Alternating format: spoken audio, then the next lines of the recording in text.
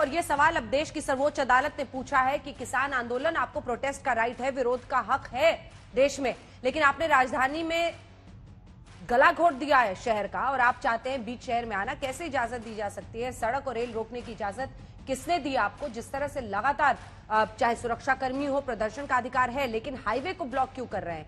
राजमार्ग को आप लोग क्यों ब्लॉक कर रहे हैं? ये सब सवाल पूछे गए। सुरक्षा कर्मियों का रास्ता रोका जा रहा है, उनको नुकसान पहुंचाया जा रहा है। इन तमाम सवालों के साथ सर्वोच्च अदालत ने जो कहा है सरकारी संपत्तियों को नुकसान पहुंचाया जा रहा है, इसी पर आप लगातार बहस देख रहे हैं।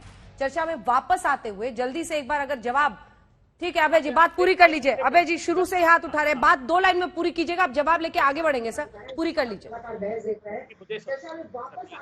20 फरवरी 2016 को बरेली की रैली में देश के प्रधानमंत्री ने कहा था, किसान भाइयों 5 साल में आपकी आमदनी दुगनी कर दूंगा।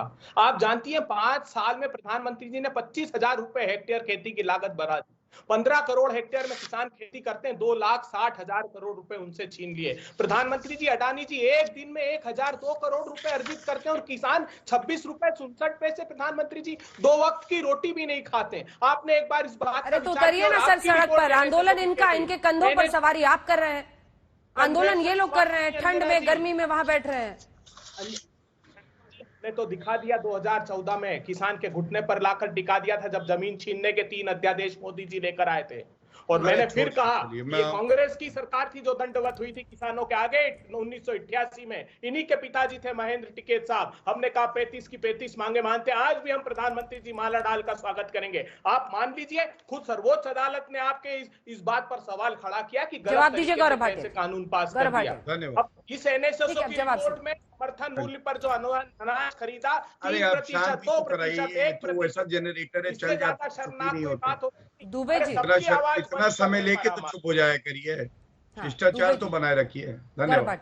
गौरव जी देखिए, सबसे पहले तो मैं इनके झूठ को आज तक पे उजागर करता हूं। इन्होंने कहा 16 दिसंबर 2020 को सर्वोच्च न्यायालय ने कहा वॉइस वोट से आपने तीनों कानून पारित किए हैं। मेरे हाथ में 16 दिसंबर का ये ऑर्डर है, पढ़ लीजिएगा। अरे 1 लाख झूठे जब मरे तब कांग्रेस पार्टी के प्रवक्ता पैदा हुए। बीच में नहीं बोलेंगे आप, बीच में आप नहीं बोलेंगे, आपको कोई हक नहीं। अभय जी दोनों की आवाज नहीं जाती, क्या फायदा? शांत कराइए। देखिए, 5 बजे की डिबेट से कांग्रेस की प्रवक्ता भाग खड़ी हुई थी। अभी जो तथ्य मैं सामने लाऊंगा ये भी भाग खड़े होंगे। ये ऑर्डर है, इनका झूठ पकड़ा गया, कहीं नहीं लिखा जो बात इन्होंने कही।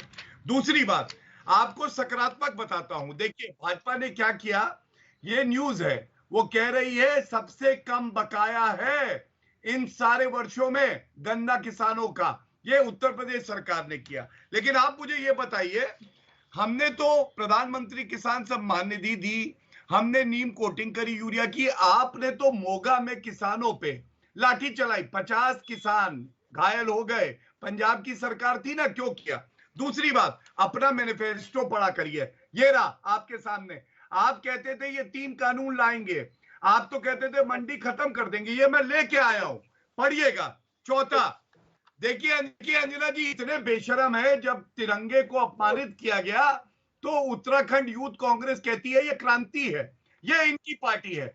और अंत करूंगा ये कह के, पंजाब में किसानों को जेल होने का प्रावधान है पंजाब कॉन्ट्रैक्ट फार्मिंग एक्ट में। हिम्मत है तो मुख्यमंत्री चन्नी जी बन गए हैं, उनसे कहिएगा हटा दे, बदला दे, नहीं बदलाएंगे।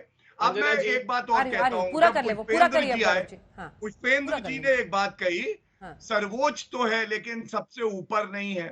देखिए दिक्कत क्या है, पुष्पेंद्र जी के लिए सर्वोच्च टिकैत जी हैं जो कहते हैं बक्कल उखाड़ दूंगा, औकात क्या है तेरी, कोविड में हम क्यों घर जाएं, दिल्ली के लोगों को कोविड हो।